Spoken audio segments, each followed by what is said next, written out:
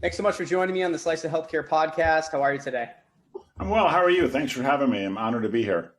Absolutely. I'm excited for us to chat. It's been, like I was just telling you, a crazy day, but I'm excited for the opportunity to chat with you. And I just want to quickly say congrats on the recent acquisition by Walmart. That's huge. Congrats to you and your team. Thanks. Yeah, we're very excited about it. It's been an 11-year journey, and basically a whole tribe has been involved. So it's been a real honor to be a part of it. 11-year overnight success, right? 11-year, like Ray Kroc, a 30-year overnight success. There you go.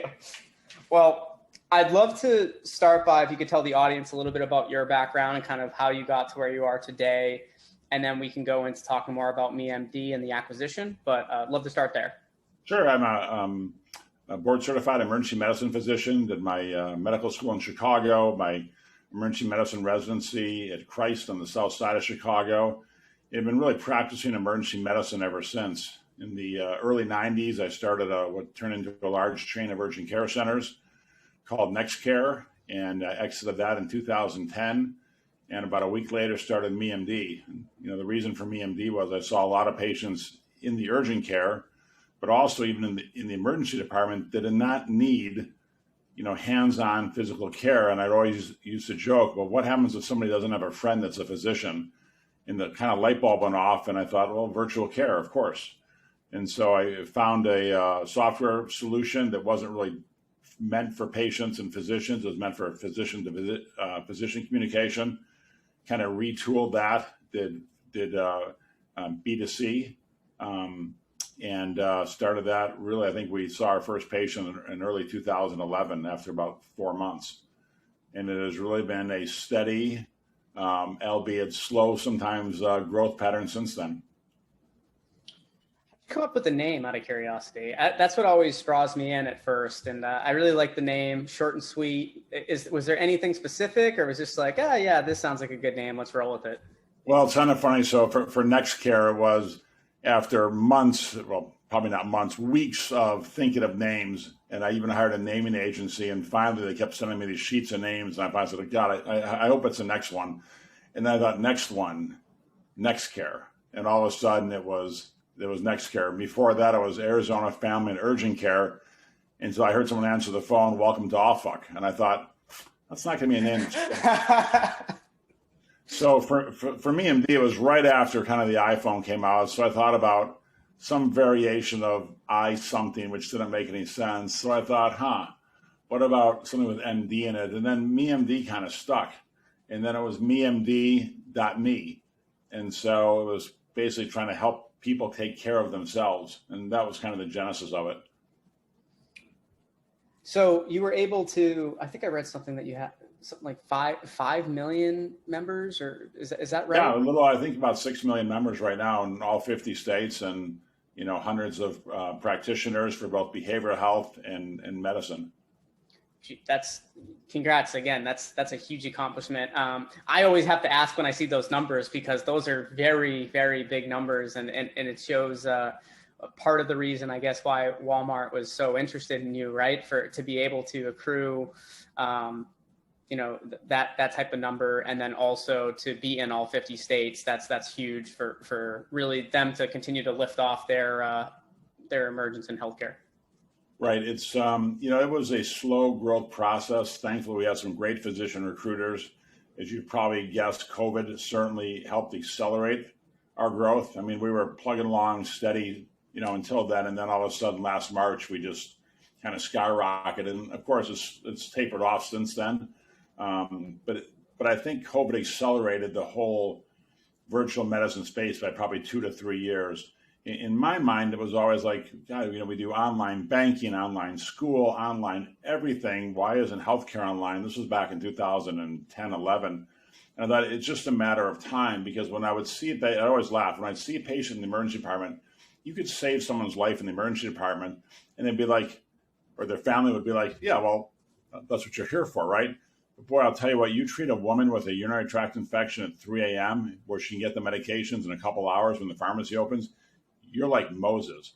And I had more and more people say to me, this is the best thing ever. I'm never doing anything else. Blah, blah, blah. And I wait I wait just a few minutes, a provider pops up, and it just made total sense to me at the time.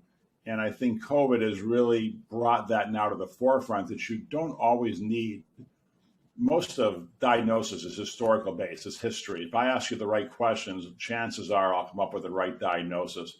Physical exam is certainly part of it, particularly for some specialties. But for many things, I can tell by talking to you and asking you the right questions, kind of what path you're going down. And if you're sick, we'll refer you. I mean, if it's something seriously wrong with you or emergently wrong, I mean, we'll refer you about 6% of the time right to the emergency department. What are some of your views on where the space is at today? Because I've done a lot of these type of interviews, and it's kind of crazy. There's been companies, right, that you've kind of seen grow along with MeMD over the last couple of years, but then there's been so many that have, I feel like they've come into the space maybe just because of what COVID created, and Sure. maybe they had no business being in this space, but maybe they would not be in this space if it wasn't for this pandemic. What's your view on the overall industry of telehealth? Well, I mean, and certainly urgent care was the same way. In '93, when I started them, there weren't really any urgent cares out there. And again, this is one of those things that just made total sense to me. I mean, I still practice emergency medicine, but a lot of patients we see don't really need to be in the emergency department. And so with virtual medicine, it was kind of the same way. It made sense to me. And I think despite that, it was still a burgeoning market for quite a while. And then, as you said, COVID popped up, and it was like, they kind of played the Me Too game. Like, oh my God, I can rent someone's software system and find a few physicians and open up, kind of a pop-up shop for a virtual medicine. And yeah, I think COVID helped them do that. Now the question is sustainability. I mean, there's a number of large players out there, of which now Walmart will be one of them. And it's going to be, I think, harder for the quote unquote mom and pops to be able to play in that space unless they're very niche oriented. Absolutely. Yeah, it'll be curious to see how it plays out, I guess, I think a lot of the companies that were already in this space before the pandemic and were churning right along, right? And would like you said, would probably see a lot of these same results, but it could be like 2 or 3 years down the pipeline. I think they'll continue to be okay. It'll be interesting to see what the smaller players end up doing, since it's not that they were late to the party, but they were later to the party. Right. But I guess we'll see. But if they're coming up with new ways to treat patients, in as much as they use an AI machine learning sort of platform and do chat care or bot-based care, I mean, that's kind of going to be the next generation of virtual care, that many of the things can be very AI driven, where a physician or a provider is signing off on the ultimate outcome, but as they read through the script, they say, yep, I agree, that's this. And there's a number of AI tools out there that I think are to the point now where they're, for the most part, as good as a human physician or practitioner being able to diagnose certain disease entities. I mean, that'll be the next iteration. Yeah, and they're able to be able to diagnose at a very high degree of certainty, right? Because of how much data all AI is you're having someone that wasn't a computer at first, right? Go through, and especially for like radiology and things, right? Looking at images and saying, yes, this is that. So we'll see.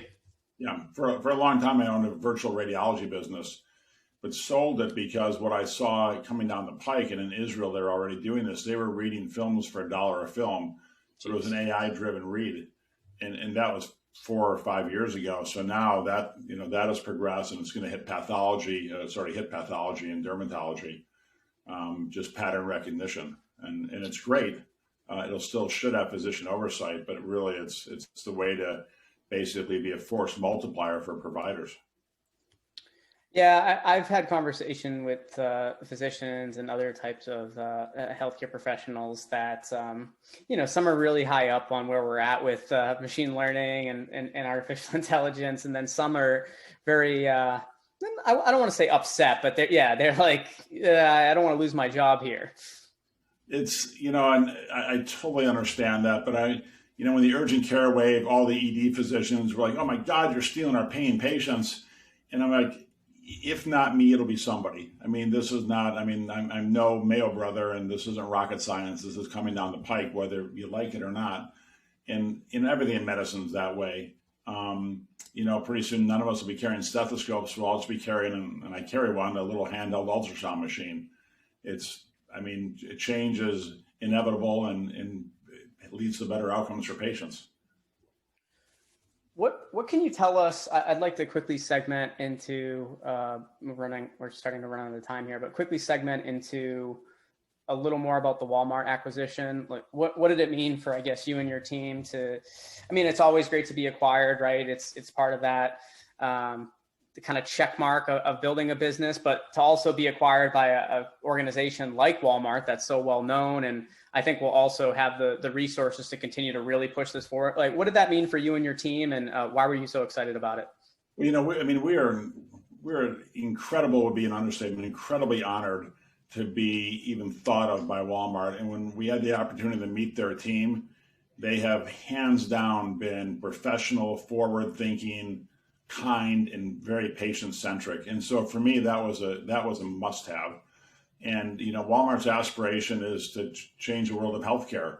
And given the team they have there now, I have complete faith that they'll be able to do it. I can't really speak to what their plans are, but in my head, I can kind of see how this OmniCare will really, again, change the face of healthcare. So it's going to be a wild ride to see what they do with this.